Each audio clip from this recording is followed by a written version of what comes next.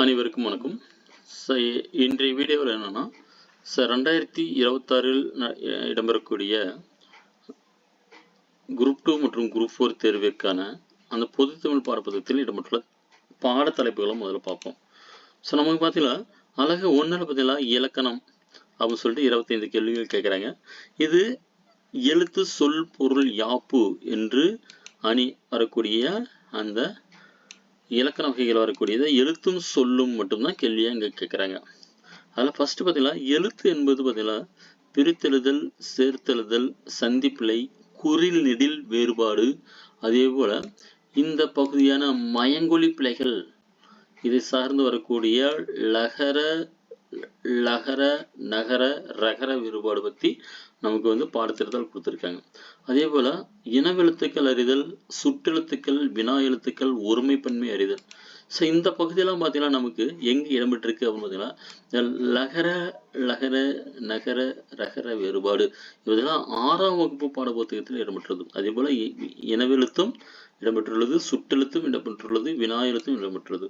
அதே போல இந்த ஒருமைப்பன்மை நமக்கு பழைய 10ஆம் வகுப்பு பாடப்புத்தகத்தில் நமக்கு கொடுத்துருக்காங்க. அதே போல் சொல் அதில் வரக்கூடிய வேர்ச்சொல் அறிதல். அதாவது அவங்க என்ன சொல்கிறாங்கன்னா வேர்ச்சொல்லிலிருந்து வினைமுற்று உருவாக்கணும், வினையச்சத்தை உருவாக்கணும், வினையாளனையும் பெயரையும் உருவாக்கணும். அதே போல் பெயரச்சி அதனுடைய வகையை அறிதல் அப்படின்னு சொல்லிட்டு இவங்க கொடுத்துருக்காங்க. ஒரு வேர்ச்சொல் கொடுத்துருக்காங்கன்னா அதுலேருந்து எப்படி கொஸ்டின்ஸ் ரைஸ் ஆகுது அப்படின்னு சொல்லிட்டு இந்த 4 வகையை அவங்க படித்துட்டாலே போதுமானது. சரிங்களா? இது பாடத்திட்டத்தின் அடிப்படையில் வரக்கூடியது. அதே போல அயற்சொல், தமிழ்ச்சொல், எதிர்ச்சொல், வினைச்சொல் அப்படின்னு சொல்லிட்டு இந்த சொல்லில் இருக்கக்கூடிய மற்ற தலைப்பையும் கொடுத்துருக்காங்க. அதே போல இதில் வரக்கூடிய எழுத்துப்பிழை, ஒற்றுப்பிழை அறிதல், 2 வினைச்சொற்களின் வேறுபாடுகள் அறிதல் அப்படின்னு சொல்லிட்டு நமக்கு யூனிட் 1ல் இலக்கணத்தில் 25 கேள்விகள் கட்டாயம் வரும் அப்படின்னு சொல்லி நமக்கு கொடுத்துருக்காங்க. அப்போ 25 கேள்விகளுக்கு இது தமிழ் பாடப்புத்தகத்தை அடிப்படையாக கொண்டு படித்தாலே போதுமானது. இதில் பார்த்தீங்கன்னா இந்த எழுத்து நம்ம ஃபர்ஸ்ட் இந்த வேர்ச்சொல்னாவே நம்ம வேர்ச்சொல் கண்டிப்பாக பிரிக்க முடியாது, பிரித்தாலும் பொருள் தராது. சரிங்களா? அப்போ இந்த மாதிரி வினாக்களை பள்ளி பாடப்புத்தகத்தில் எங்கே இருக்குது அப்படின்னு சொல்லிட்டு தேடி கண்டுபிடிச்சி நம்ம தனியாக ஒரு நோட்ஸ் எடுக்கணும். அதை அடிப்படையாக கொண்டு அந்த அடிச்சொல் அடிப்படையாக கொண்டு எவ்வாறு வினைமுற்றா மாறுது, எவ்வாறு வினையச்சமாக மாறுது, எவ்வாறு வினையாளனையும் பெற மாறுது, எவ்வாறு பெயரச்சமாக மாறுது அப்படின்னு சொல்லிட்டு அதனுடைய வகையை நாம் அறிந்து கொள்ள வேண்டும். இது பள்ளி பாடப்புத்தகத்தை அடிப்படையாக கொண்டு 9ஆம் வகுப்பு 10ஆம் வகுப்பு இலக்கண குறிப்பு, அதே போல் 11ஆம் வகுப்பு 12ஆம் வகுப்பு இலக்கண குறிப்புகள் இருக்கு. நீங்கள் தெளிவாக பார்த்துட்டாவே போதுமானது.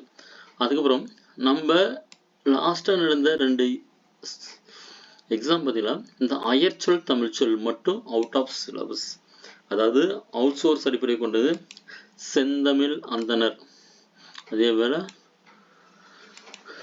தேவனை பவுனர் இவங்க எழுதிய பாடப்புத்தகத்தில் நிறைய கேள்வி வினாக்கள் இந்த பகுதியில் இடம்பெற்றிருக்கு சொல்கிறாங்க. அதே போல் எதிர்ச்சொல், வினைச்சொல், எழுத்துப்பிழை, ஒற்றுப்பிழை அறிதல். இந்த எழுத்துப்பிழையும் சரி ஒற்றுப்பிழையும் சரி நமக்கு ஸ்கூல் புக்கில் நமக்கு 11th புக்லேயும் நமக்கு கொடுத்து வச்சிருக்காங்க. அது படித்தாலே போதுமானது. அதான் மயங்கொலி பிழைகள் வரக்கூடிய அந்த பாட்டு தான். அதுக்கப்புறம் 2 வினைச்சொற்கள் இருக்குது, அதனுடைய வேறுபாடு காண்க அப்படின்னு சொல்லி கொடுத்துருக்காங்க. இது நம்ம ஸ்கூல் புக் பேஸ் பண்ணி கொண்டு போகணும். அப்போ இந்த ஏரியாவை ஒவ்வொரு பார்ட்டாக பிரித்து நம்ம தனியாக படிச்சுட்டு நம்ம ஒவ்வொரு பாடத்திட்டத்தின் அடிப்படையில் தெளிவாக இருக்குமா அப்படின்னு சொல்லிட்டு கான்செப்ட் பேஸ்டு, அதாவது புரிந்து கொள்ளும் திறன் எவ்வாறு இருக்குது அப்படின்னு சொல்லிட்டு செக் பண்ணுறது தான் இதனுடைய வேலை. அதுக்கப்புறம் அழகு 2ல் சொல்லகராதி அப்படின்னு சொல்லிட்டு சொல்லியிருக்காங்க. அதில் 15 வினாக்கள் கேட்கப்படுவதாக சொல்கிறாங்க. நாம் ஏற்கனவே பார்த்தா இந்த எதிர்ச்சொல் பார்த்தீங்களா, இங்கே பார்த்துருக்கூடிய எதிர்ச்சொல் தான் இங்கே ரிப்பீட் டாப்பிக்காக வருது. அப்போ எதிர்ச்சொல்லை எடுத்து எழுதுகிறோம்.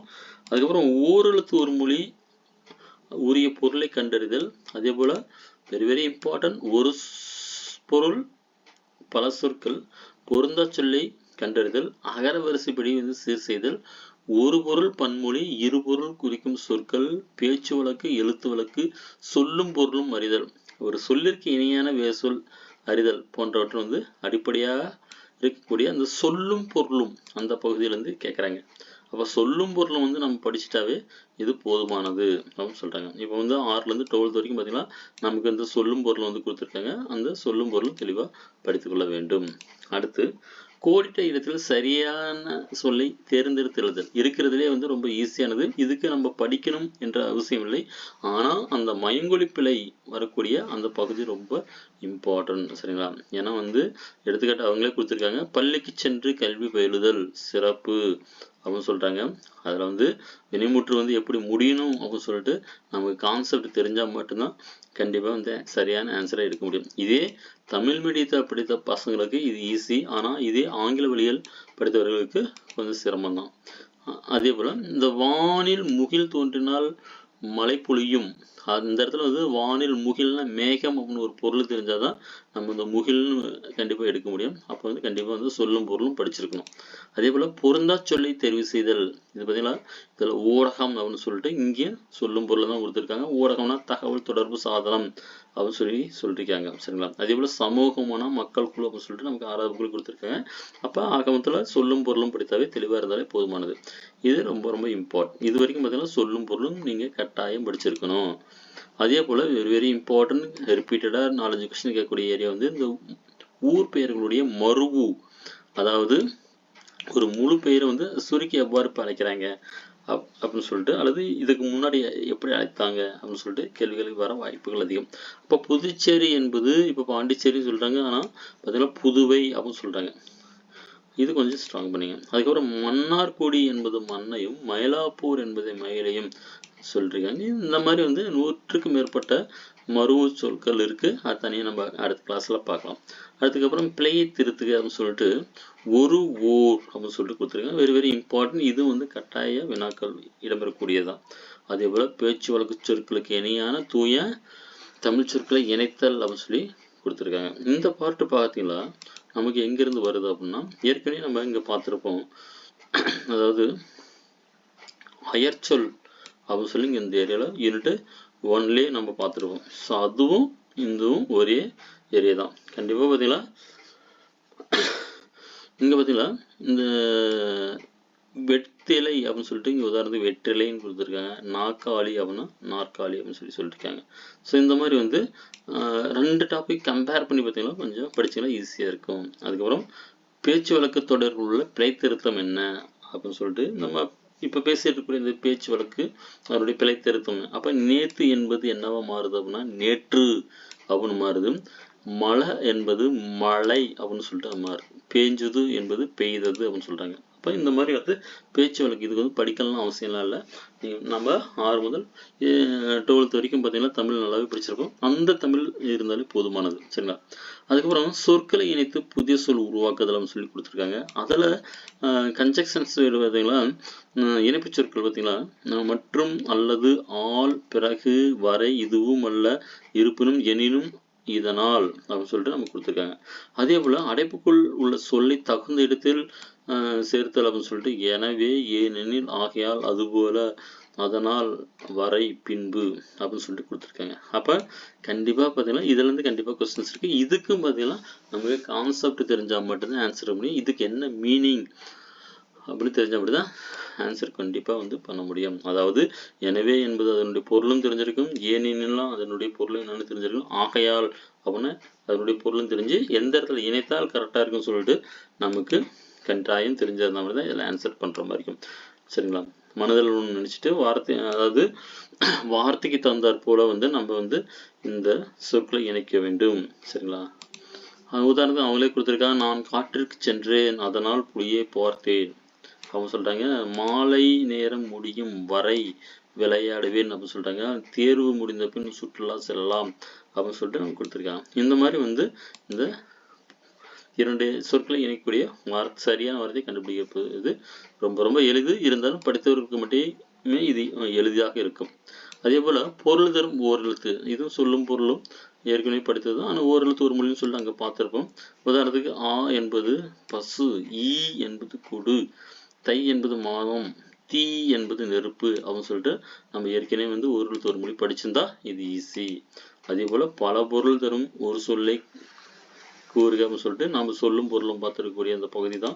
அப்போ வந்து இதுல கமலம், கஞ்சம், முளரி, பங்கயம் இச்சொற்களை வந்து எதனை குறிக்கும் அப்படின்னு பார்த்தீங்கன்னா தாமரையை குறிக்கும் சொல்றாங்க. ரொம்ப ரொம்ப இம்பார்ட்டன்ட். சரிங்களா? அடுத்து அழகு 3 பார்த்தீங்கன்னா எழுதும் திறன். இது பார்த்தீங்கன்னா 15 வினாக்கள் வந்து கேட்கப்படுவதாக அவங்க சொல்லியிருக்காங்க. கண்டிப்பா வந்து நம்ம ஏற்கனவே பார்த்தீங்கன்னா 25 வினாக்கள் இங்க பார்த்துருக்கோம். இங்க ஒரு 15 வினாக்கள், அதுக்கப்புறம் இங்க 15 வினாக்கள். ஒவ்வொரு பார்ட்டா ஒவ்வொரு தலைப்பா பார்த்துட்டு இருந்தா மட்டும்தான், தெளிவா இருந்தா மட்டும்தான் நம்மளால மதிப்பெண்கள் எடுக்க முடியும். அதேபோல இந்த இடத்துல வந்து இருக்கக்கூடிய இந்த சொற்களை ஒழுங்குபடுத்தி சொற்றொடராக்குதல் அப்படின்னு சொல்லிட்டு இது கொஞ்சம் ஈஸியாகவும் இருக்கும். கண்டிப்பா வந்து பாடல் வரிகள் கொடுக்கும்போது இது கஷ்டமாகவும் இருக்கும். சரிங்களா? அதே போல தொடர் வகைகள் ரொம்ப ரொம்ப இம்பார்ட்டன்ட். அதில் பர்டிகுலராக வந்து செய்வினை, செயற்பாட்டு வினை, தன்வினை, பிறவினை அவங்க கொடுத்துருக்காங்க. இதுவும் கொஞ்சம் நம்ம தெளிவாக வந்து படித்துக் கொள்வது சிறந்தது. அதே போல நம்ம ஏற்கனவே ஒருமை பன்மை பிழையிலிருந்து சரியான தொடரெறிதல் அப்படின்னு சொல்லி கொடுத்துருக்காங்க. நாம பார்த்தீங்கன்னா அதில் ஒருமை பன்மைனா என்ன அப்படின்னு சொல்லிட்டு நம்ம படிப்போம். ஆனால் இங்கே பார்த்தீங்கன்னா தொடரை வந்து கண்டுபிடிக்கணும். இங்கே பார்த்தீங்கன்னா நம்ம இங்கே என்ன கொடுத்துருக்காங்கன்னா டைட்டிலுக்கு தகுந்த மாதிரி தான் அந்த கேள்வி வினாக்கள் வந்து இடம்பெறுகிறது. அது பின்னாடி கொஸ்டின்ஸ் பார்ப்போம். இங்கே என்ன கொடுத்துருக்கான், யூனிட் 1ல் இலக்கணம் 25 மதிப்பெண்களுக்கு ஒருமை பன்மை அறிதல் என்ன அப்படின்னு சொல்லிட்டு தான் சொல்லியிருக்கான். சரிங்களா? ஆனா இங்க பார்த்தீங்கன்னா ஒருமை பன்மை பிழையறிந்து சரியான தொடரறிதல் அப்படின்னு சொல்லி கொடுத்துருக்கான். அப்ப சென்டென்ஸ் மட்டுமே, கேள்வியுடைய வினா ஹெட்லைன் மட்டுமே மாறுமே தவிர கண்டிப்பா பார்த்தீங்கன்னா நம்ம புரிஞ்சு ஆன்சர் பண்றதுதான். இதுவும் அதுவும் பார்த்தீங்கன்னா ரிலேட்டட் தான். சரிங்களா?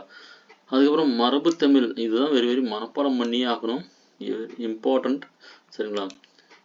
பார்த்தீங்கன்னா ஃபர்ஸ்ட் நம்ம பார்த்தது தான் திணை மரபு அப்படின்னு சொல்லிட்டு கொடுத்துருக்காங்க. அதே போல் அதில் வரக்கூடிய உயர்தனி அக்ரிணை கட்டாயம் நம்ம தெரிஞ்சிருக்கணும். ஸோ உயர்தனைனா யாரு குறிப்பிடும், அக்ரினா யாரு குறிப்பிடும் அப்படின்னு சொல்லிட்டு அந்த வினாக்களுக்கு கேள்வி தெரிஞ்சால் மட்டும் தான் ஆன்சர் பண்ண முடியும். அப்போ உயிருள்ள பொருள் அனைத்தும் வந்து உயர்தனை அப்படின்னு சொல்லுவாங்க. அதே போல் மனிதனை அதான் மனிதன், உதாரணத்துக்கு மனிதன் மட்டுமே உயர்தனையாக சொல்கிறாங்க. மற்ற அனைத்தும் பதிலாக அக்ரிணை அப்படின்னு சொல்கிறாங்க. உதாரணத்துக்கு மாடு, சரிங்களா, அப்படின்னு சொல்லிட்டு மாடுகள் நினைந்தது, மாடுகள் நினைந்தன அப்படின்னு சொல்லிட்டு ஒருமை பன்மையில இங்க நம்ம சொல்றாங்க. இங்க மாடுகள் என்பது பன்மை, நனைந்தது என்பது ஒருமை. சரிங்களா? எப்பயுமே வந்து ஒருமை பன்மையில பாத்தீங்கன்னா மாடுகள் கல் முடிஞ்சா அது கண்ணில் தான் முடியும் அந்த மாதிரி கொடுத்துருப்பாங்க. அதே போல மாடுகள் நனைந்தன. சரிங்களா? இங்க வந்து மாடுகள் வந்து பெயர் சொல்ல இருக்கிறதுனால நனைந்தன பன்மை, நான் வந்து அது பன்மை குறிக்கும். ஸோ இந்த மாதிரி வார்த்தையை நம்ம ஆன்சர் எடுத்துக்கிறோம். அதுக்கப்புறம் பால் மரபு கொடுத்துருக்காங்க. அதுக்கப்புறம் அதில் வரக்கூடிய ஐவகை பால் மரபு, ஆண் பால், பெண் பால், பலால்பால், ஒன்றன் பால், பலவின் பால் அப்படின்னு சொல்லிட்டு நம்ம பார்த்துருக்கக்கூடிய இந்த இது. அதுக்கப்புறம் பார்த்தீங்கன்னா அதில் ஆண் பால் பார்த்தா இருக்கு, பெண் பால் கொடுத்துருக்காங்க, பலர்பால் கொடுத்துருக்காங்க, அதுக்கப்புறம் பலவின் பால் கொடுத்துருப்பாங்க, ஒன்றன் பால் கொடுத்துருப்பாங்க. ஸோ இது எல்லாமே வந்து தெளிவாக படிச்சிருக்கோம். அதுக்கப்புறம் காலம் முக்காலம் கொடுத்துருக்காங்க. பார்த்தீங்கன்னா இறந்த காலம், நிகழ்காலம், எதிர்காலம் அப்படின்னு சொல்லிட்டு நமக்கு வந்து முக்காலத்தையும் நமக்கு கொடுத்துருக்காங்க. அதுக்கப்புறம் வெரி வெரி இம்பார்ட்டன்ட் இளமை பெயர்வு, பெயர், அதாவது மரபு சொல்ல வரக்கூடியது இளமை பெயர். பசுன, கன்று, ஆடுன, குட்டின்னு சொல்லுவாங்க. சவுண்டு, ஒளிமரபு பார்த்தீங்கன்னா நாய் கத்தியது, நாய் குறைத்தது. அதே போல் வினைமரபு பார்த்தீங்கன்னா கூடை, மூடை, சோறு, உண். இதெல்லாம் வந்து புது புக்கு பழைய புக்கு எல்லாத்துலேயும் கவர் பண்ணி தான் லாஸ்ட் எக்ஸாம்ஸில் கேட்டுக்கிறாங்க. அதுக்கப்புறம் தொகை மரபு, இது பார்த்தீங்கன்னா பழைய புக்கில் தான் கேட்டிருக்காங்க. அடுத்து வெரி வெரி இம்பார்ட்டன்ட் ஒரு 2 கொஸ்டின் 3 கொஸ்டின் கேட்டுறாங்க. இது வந்து கான்செப்ட் தெரிஞ்சால் மட்டும்தான் ஆன்சர் எடுக்கக்கூடிய ஒரு பகுதினா இதுதான். கண்டிப்பாக படிச்சிருக்கணும், புரிஞ்சிருக்கணும். எந்த இடத்துல வந்து நமக்கு வந்து கரெக்டாக நிறுத்தல் குறியீடு வரும் அப்படின்னு சொல்லிட்டு எக்ஸாக்டாக ஒரு லைன் கொடுத்துட்டு கேட்டாங்களா, இது கட்டாயம் தெளிவாக தெரிந்திருந்தால் மட்டும்தான் விடையளிக்க முடியும். மற்றபடி பார்க்கும்பொழுது கண்டிப்பாக வந்து நிச்சயமாக படிக்காமல் இதை போய் நம்ம கொஸ்டின்ஸ் எடுக்க முடியாது, ஆன்சர் பண்ண முடியாது. சரிங்களா? அதுக்கப்புறம் கலைச்சொல். கலைச்சொல் வந்து இங்கே 10 கேள்வி கேட்டிருக்காங்க. ஸோ யூனிட் 4ல். அதே போல் யூனிட் 6ல் பார்த்தீங்கன்னா எளிய மொழிபெயர்ப்புன்னு சொல்லிட்டு இங்கே ஒரு 5 கேள்வி, இங்கே ஒரு 10 கேள்வி, மொத்தம் 15 வினாக்கள் வந்து இடம்பெறும் சொல்லியிருக்காங்க. கடந்த 2 தேர்வுகளாக பார்த்தீங்கன்னா 15 வினாக்கள் வந்து அப்படி தான் கேட்டிருக்காங்க. அதில் தான் பார்த்தீங்கன்னா தமிழ் சொல்லாராய்ச்சி நிறுவனம் தயாரித்த கலைச்சொற்கள் வந்து போய் வினாக்கள் வந்து எடுத்துட்டாங்க. அதே பார்த்தீங்கன்னா 1529 பக்கம் இருக்குது. தேவைப்படுவர் வந்து நம்ம வெப்சைட்டில் இருக்குது, போய் டவுன்லோட் பண்ணி நீங்கள் தனியாக படிச்சுக்கலாம். சரிங்களா? அதில் வந்து என்ன அவங்க சொல்கிறாங்க எக்ஸாக்டாக எது அப்படின்னா, இந்த பல்துறை சார்ந்த கலைச்சொற்கள், அதாவது அவங்களே சொல்கிறது அறிவியல், கல்வி, மருத்துவம், மேலாண்மை, சட்டம், புவியியல், தொழில்நுட்பம், ஊடகம், தகவல் தொழில்நுட்பம் உள்ளிட்ட துறைகளை சார்ந்த கலைச்சொல்லுக்கு நேரான தமிழ் சொல் அப்படின்னு சொல்லி கொடுத்துருக்காங்க. அதுக்கப்புறம் பார்த்தீங்கன்னா உதாரணம் கொடுத்துட்டு ஸோ இங்கே பார்த்தீங்களா இது எல்லாமே ஸ்கூல் புக் பேஸ் பண்ணி இருக்கக்கூடிய உதாரணங்களை தான் இங்கே கொடுத்துருக்காங்க. அப்போ சர்ச் இன்ஜின்னா என்ன, அதுக்கப்புறம் வலசைனா என்ன, அதுக்கப்புறம் ஒவ்வாமைனா என்ன, மரபணுனா என்ன அப்படின்னு சொல்லிட்டு நமக்கு உதாரணங்களாக கொடுத்துருக்காங்க. ஸோ நமக்கு இது 6லேருந்து 12 வரைக்கும் பார்த்துட்டா போதும். அதுக்கப்புறம் இங்கே அழகு 6ல் ஆங்கிலம் மற்றும் பிற மொழிச் சொற்களுக்கு இணையான தமிழ் சொல் அறிதல் அப்படின்னு சொல்லி கொடுத்துருக்காங்க. ஸோ அப்போ பயன்பாட்டில் உள்ள ஆங்கில சொற்களை மொழிபெயர்த்தல் வேண்டும் அப்படின்னு சொல்லியிருக்காங்க. இதுவும் ஸ்கூல் புக்கில் இருக்கக்கூடிய ஒரு ஆங்கில சொல்லுக்கு நிற்கிறான ஒரு தமிழ் சொல் தான். ஆனால் இதையும் தாண்டி அவுட் ஆஃப் சிலபஸில் நம்ம போய் கேள்வி கேட்டிருக்காங்க. கட்டாயம் வந்து நம்ம இது வேறு ஆங்கிலையும் படிக்க வேண்டும். அதுக்கப்புறம் இந்த ஆவணங்களின் தலைப்பு, கோப்புகள், கடிதங்கள், மனுக்கள், மொழிபெயர்ப்பு, புரிந்து கொள்ளுதல் அப்படின்னு சொல்லிட்டு இது வரைக்கும் நமக்கு கொஸ்டின்ஸ் இது என்ன ரைஸ் ஆகல அதிகமாக. அப்போ இனி வரும் காலங்களில் இந்த ஏரியாவுக்கு வந்து முக்கியத்துவம் தரலாம். அடுத்து பார்த்தீங்கன்னா வாசித்தல் திறன், அதாவது புரிந்துகொள்ளும் திறன். இதில் பார்த்தீங்கன்னா 15 கேள்வி கேட்குறதா சொல்லியிருக்காங்க. ஏற்கனவே பார்த்தீங்கன்னா நமக்கு வந்து ஒரு பேராகிராஃப் கொடுத்துட்டு அதில் வந்து 5 கேள்வி, 2 கேள்வி, 3 கேள்வி அந்த மாதிரி கொடுத்துட்ருக்காங்க. ஸோ அந்த ஏரியா தான் இது. அப்போ பார்த்தீங்கன்னா கொடுக்கப்பட்ட பத்தியிலிருந்து கேட்கப்பட்ட வினாக்களுக்கு சரியான விடையை தேர்ந்தெடுத்தல் அப்படின்னு கொடுத்துருக்காங்க. அதுக்கப்புறம் செய்தித்தாள், தலையங்கம், முகப்பு செய்திகள் அப்படின்னு சொல்லிட்டு இன்னும் கொஸ்டின் இந்த ஏரியாவில் அங்கே கையை வைக்கலை. சரிங்களா? அதே போல் அரசு சார்ந்த செய்திகள், கட்டுரைகள் இவற்றை வாசித்தல் அப்படின்னு சொல்லிட்டு நம்ம கொடுத்துருக்காங்க. அதனால் கொஞ்சம் இது தெளிவாக பார்த்துங்க. அதுக்கப்புறம் ஓமை தொடரின் பொருளறிதல் வெரி வெரி இம்பார்ட்டண்ட். ஸோ இந்த பகுதியிலேருந்து திரும்ப திரும்ப ரிப்பீட்டடாக கொஸ்டின்ஸ் அதிகமாக கேட்குறாங்க. அதுக்கப்புறம் மரபு தொடரின் பொருளறிதல் இதுவும் வந்து திரும்ப திரும்ப ரிப்பீட்டடாக கொஸ்டின் கேட்குறாங்க. அதுக்கப்புறம் பழமொழிகள் பொருளறிதல் அப்படின்னு சொல்லிட்டு இதுலேயும் ரிப்பீட்டடாக கொஸ்டின் கேட்குறாங்க. இந்த 3 பார்ட்லேருந்து பார்த்தீங்கன்னா கண்டிப்பாக ஒரு 9 கேள்வியாவது வந்துடுது. அது இல்லாமல் இந்த பார்ட்டில் பார்த்தீங்கன்னா நமக்கு ஒரு 2 அல்லது 4 5 கேள்வியாவது வந்துடுது. அதுக்கப்புறம் இந்த ஆவண உள்ளடக்கங்களை புரிந்து கொள்ளும் திறன் இது வரைக்கும் அவங்க கேள்வி கேட்கல. இனி வரும் காலங்களில் கேள்விகள் கேட்கலாம். அதுக்கப்புறம் வந்து இந்த யூனிட் 7ல் இருக்கக்கூடிய இலக்கியம், தமிழ் அறிஞரும் தமிழ் தொண்டும் இது ஒரு 15 வினாக்கள்னு சொல்கிறாங்க. இதுதான் அவங்க என்ன சொல்லியிருக்காங்கன்னா அப் டு SSLC ஸ்டாண்டர்டு அப்படின்னு சொல்லிட்டு நமக்கு வந்து புக்கை மென்ஷன் பண்ணி கொடுத்துருக்காங்க. மீதி எந்த ஒரு பார்ட்டுக்கும் பார்த்தீங்கன்னா நமக்கு புக்கை கொடுத்துருக்க மாட்டாங்க. இதுதான் கான்செப்ட். ஆனால் வந்து புக்கில் கூடிய சிலபஸ் தான் நமக்கு இதில் கொடுத்துருக்காங்க. அப்படி இருக்கும்போது நீங்கள் தெளிவாக படித்துக்கொள்வது சிறந்தது. அதுக்கப்புறம் முக்கியமானது பார்த்தீங்கன்னா இங்கே திருக்குறளை கொடுத்துட்டு அது தொடர்பான செய்திகள் கொடுத்துட்டு மொத்தம் 20 அதிகாரங்கள் தான் கொடுத்துருக்காங்க. அந்த 20 அதிகாரங்கள் என்ன அப்படின்னு சொல்லிட்டு நம்ம தெளிவாக படிச்சிருக்கோம். அதில் ஒழுக்கமுடைமை, பொறையுடைமை, ஊக்கமுடைமை, விருந்தோம்பல், அறநெறி வலியுறுத்தல், ஈகை, பெரியாரை துணைக்கோடல், வினை செயல் வகை, அவையஞ்சாமை, கண்ணோட்டம், பண்புடைமை, கல்வி, நெடுநிலைமை, கோடா ஒழுக்கம், கல்லாமை, செங்கோன்மை, பண்புடைமை, நட்பாராய்தல், புறங்கோராமை, அருளுடைமை இதில் இடம்பெறக்கூடிய மேற்கோள்கள் பற்றி அவங்க நம்ம கட்டாயம் வந்து படிச்சுட்டு ஆன்சர் பண்ணுற மாதிரி தான் இருக்கும். அதுக்கப்புறம் அறநூல்கள் தொடர்பான செய்திகள்னு சொல்லியிருக்காங்க. அதில் 4 அடியார், 4 மணிக்கடிகை, பழமொழி 400, முதுமொழி காஞ்சி, திருக்கடிகம், இன்னா 40, சிறுபஞ்சம் மூலம், ஏழாதி, ஔவையார் பாடல் இதில் தான் கேள்விகள் கேட்டுகிட்டே இருக்காங்க திரும்ப திரும்ப. அதுக்கப்புறம் தமிழின் தொன்மை, சிறப்பு, திராவிட மொழிகள் தொடர்பான செய்திகள் இதுலேருந்தையும் கேள்வி கேட்டுகிட்டே இருக்காங்க. இதெல்லாம் புது புக்கு பழைய புக்கு பேஸ் பண்ணி வரக்கூடியது. அதே போல் உவே சாமிநாத ஐயர், தோப்பு மீனாட்சி சுந்தரம், சி லக்குவனார் தமிழ் பணி தொடர்பான செய்திகள் அப்படின்னு சொல்லிட்டு நமக்கு கொடுத்துருக்காங்க. இதுவும் பார்த்தீங்கன்னா ஸ்கூல் புக்கு பேஸ்டு புது புக்கு பழைய புக்கு பேஸ் பண்ணி தான் கொண்டு வராங்க. அதுக்கப்புறம் தேவநேய பாவனார், அகரம் முதலி, பாவலர் பெருஞ்சித்திரனார், ஜியு போப், வீரம முனிவர் தொடர்பான செய்திகள் அவங்க கொடுத்துருக்காங்க. இதுவும் பார்த்தீங்கன்னா புது புக்கு பழைய புக்கு அடிப்படையில் வரக்கூடிய வினாக்கள். அதுக்கப்புறம் தமிழ் சான்றோர் பற்றிய செய்திகள் பார்த்தீங்கன்னா பாவேந்தர், பாரதிதாசன், டிகேசி, தவிர குன்றக்குடி அடிகளார், கண்ணதாசன், காகிதமில்ல, தாராபாரதி, வேலுநாச்சியார், பட்டுக்கோட்டை கல்யாண சுந்தரம், முடியரசன், தமிழொலி, கடலூர் உருத்தரங்கனார், கிவா ஜெகநாதர், நாமக்கல் கவிஞர் அப்படின்னு சொல்லிட்டு நமக்கு சிலபஸ் கொடுத்துருக்காங்க. ஸோ இதை தெளிவாக படிச்சிட்டாலே நமக்கு போதுமானது. நம்ம பார்த்தீங்கன்னா திரும்ப திரும்ப ரிவைஸ் பண்ணிட்டு திரும்ப திரும்ப சிலபஸ் வந்து மறக்காமல் திரும்ப திரும்ப நமக்கு எங்கெல்லாம் சிலபஸ் கவர் ஆயிருக்கான்னு சொல்லிட்டு புது புக்கு பழைய புக்கு அவுட் ஆஃப் சிலபஸில் வரக்கூடிய ஒரு 4-5 புக்கு மட்டும் நம்ம பார்த்துட்டே போதுமானது. தமிழில் கட்டாயம் வந்து ஒரு 90க்கு மேலே எடுத்தலாம். முன்னை மாதிரி வந்து 100-100லாம் இருக்கிறதுக்கு வாய்ப்புகள் குறைவு. சரிங்களா? கண்டிப்பாக ஸ்கூல் புக்கு இல்லாமல் நம்ம முழுமை பெறாது. கண்டிப்பாக ஸ்கூல் புக் பேஸ் பண்ணி தான் இருக்கும். ஒரு 10 கொஸ்டின் வெளியே போய் கேட்குறான்னு சொல்லிட்டு அதுக்கிட்ட அதே போய் படிச்சுட்டு இருக்காங்க. ஸ்கூல் புக்கு வந்து 6லேருந்து 12th வரைக்கும் இருக்கக்கூடிய அட்வான்ஸ்டு தமிழ் வரைக்கும் வெரி வெரி இம்பார்ட்டன்ட். திரும்ப திரும்ப கேள்வி கேட்கலாம். ஸோ அதில் இருந்தால் கொஸ்டின்ஸ் வரும்.